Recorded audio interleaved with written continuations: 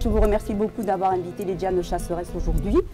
Nous sommes à peu près une dizaine. Il faut savoir que sur le département du Gard, il y a quand même pratiquement 200 femmes qui chassent.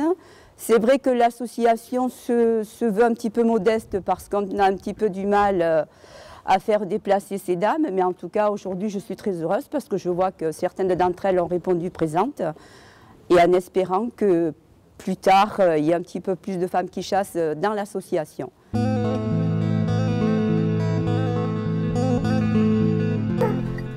D'après mes parents, quand j'étais petite, je m'endormais avec les magazines de chasse. D'accord. Vous avez toujours chassé alors? Oui, toujours. J'ai toujours mené les chiens. Au début, oui, c'est vrai que je chassais tous les week-ends. Et là, maintenant, j'ai une famille, j'ai un petit, donc j'y vais une fois tous les 15 jours quand même. Parce que je travaille toute la semaine, donc il faut penser un peu à la famille maintenant. Et le mari chasse? Non, pas du tout. C'est pas sa tasse de thé. Et comprend votre passion? Oui. Oui, ça va. Oui, quand même. Je me plains pas.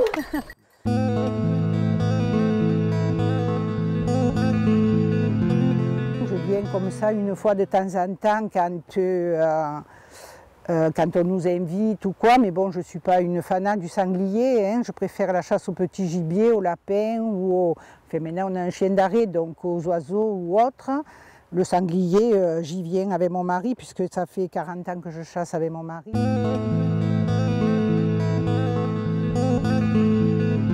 C'est ma première sortie de chasse et j'ai passé mon permis au mois de mars. Donc voilà. Et vous le faites en famille, c'est ça? En famille, avec mon papa et ma maman. C'est bien, c'est un moyen de retrouvailles autre que des repas de famille ou autre.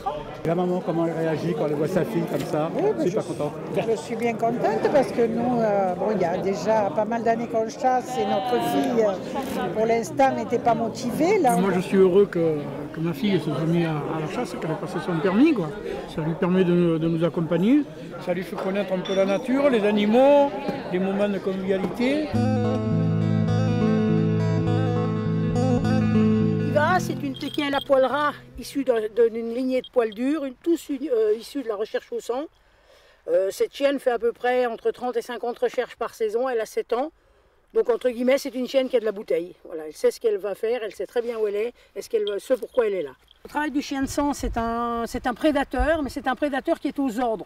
Contrairement aux chiens courants, qui sont des prédateurs qui chassent pour eux, nous, c'est des prédateurs aux ordres, donc qui sont à nos ordres. C'est-à-dire qu'on les oblige à prendre des voies froides, contrairement aux chiens de chasse classiques qui prennent eux des voies chaudes. Et ils sont entraînés pour uniquement suivre des voies de sang d'animaux blessés.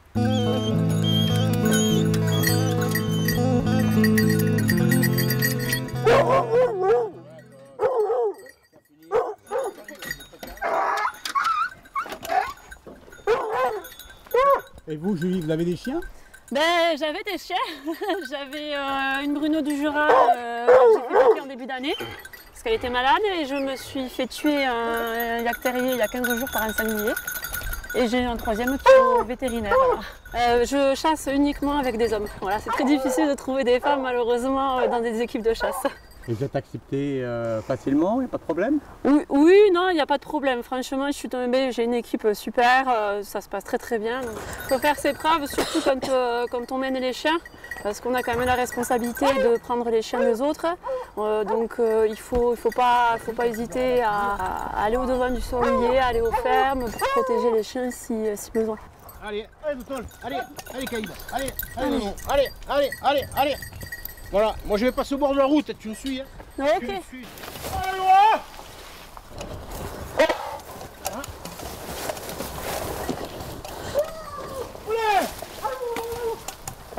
Droit.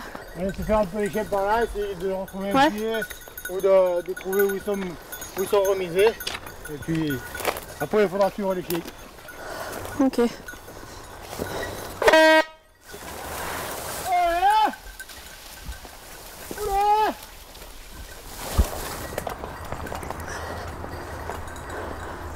Et ça c'est de la nuit.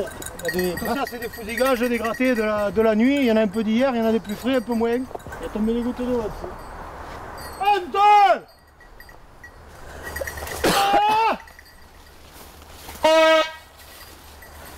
Caillou! Enfin, il y a quelque chose qui les a intéressés là. Ils ont creusé plus profond, quelque chose qui les a intéressés.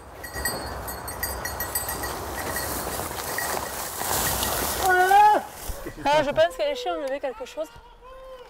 Attention.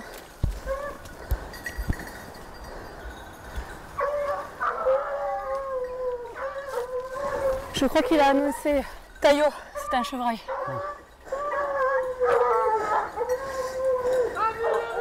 Sanglier, j'ai entendu Taillot maintenant. Ouais.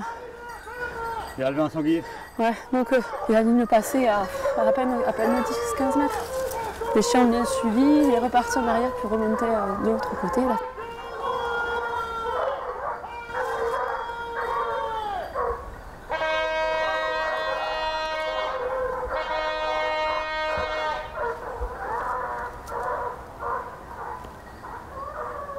Faire une écoute pour voir où vont les chiens. Hein, savoir aussi s'il n'y a pas ce qui peut arriver des fermes. Hein, donc les fermes, le sanglier se terre, il ne bouge pas et généralement c'est là qu'il y a des dégâts au niveau des chiens que le sanglier attaque les chiens.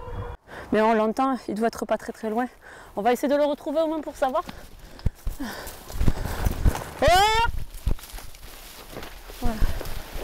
Un sanglier, un gros, 35 kg. Il est passé là à côté de moi, mais je ne l'ai pas vu, donc je n'ai pas tiré. Ouais. Il en reste là et je les ai entendus. Et vous avez vu les autres piqueurs? Le piqueur il a sauté déjà là, de l'autre côté. Là, il y a un posté plus loin. Hein. Ouais. Mais en fait, vous avez le droit. Hein. Vous avez vu quelque chose là? Non, le collègue il en a vu en bas, ouais. Ouais. Ça a sauté plus bas. Ouais. Ça a sauté, ouais, on les a entendus, sont passés à côté. Ouais. Et après, ils ont tiré une fois profondément à l'intérieur. Oui. Ouais. C'est ça.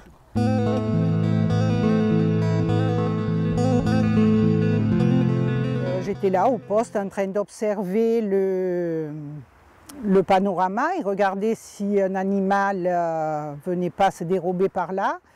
D'autant que mon camarade qui est à ma gauche venait d'en tirer un qui descendait un petit chemin quelques moments avant.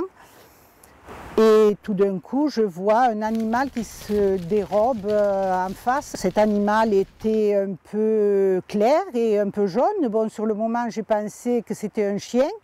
Donc j'ai bien observé. Il a levé la tête, donc j'ai bien vu que c'était un sanglier. Donc j'ai ajusté ma carabine et je l'ai tiré là à mi-pente. Je suis restée à mon poste comme on doit le faire. Hein, puisqu'il ne faut pas bouger de son poste, puisqu'on a toujours un chasseur à droite, à gauche.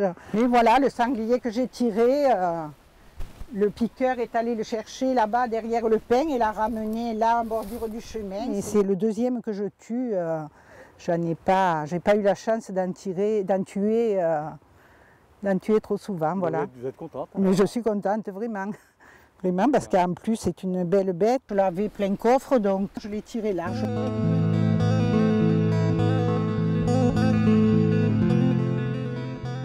Mesdames, messieurs, c'est vrai qu'on n'a pas l'habitude d'avoir beaucoup de femmes avec nous et aujourd'hui on est très heureux de vous accueillir et je suis content parce qu'il y en a au moins une qui a tiré une balle et qui a tué une belle laie qui est ici devant moi. Et j'étais très heureux, en plus c'est Eliane qui chasse régulièrement avec nous, qu'elle a tiré à plus de 70 mètres. Hein. Une balle et elle l'a couchée sur place, c'est parfait, très bien. Il y a 5 sangliers de morts et il y en a un voire deux de blessés.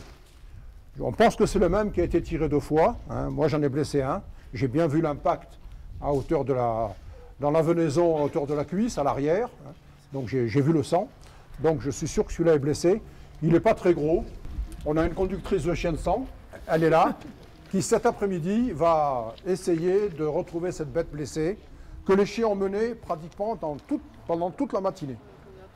Alors ça, c'est pas un bon signe. Parce que ça veut dire que cet animal n'est pas bien blessé. Enfin, la conductrice de chien de sang nous dira ça tout à l'heure quand elle aura fait sa recherche. Il faut laisser travailler la chienne parce qu'en fait, nous, on est là pour suivre nos chiens, mais le chien sait, nous, on est en Guinée des Kidam. Hein. On va voir si on va trouver des indices, parce que j'ai l'impression qu'il n'y en a pas beaucoup.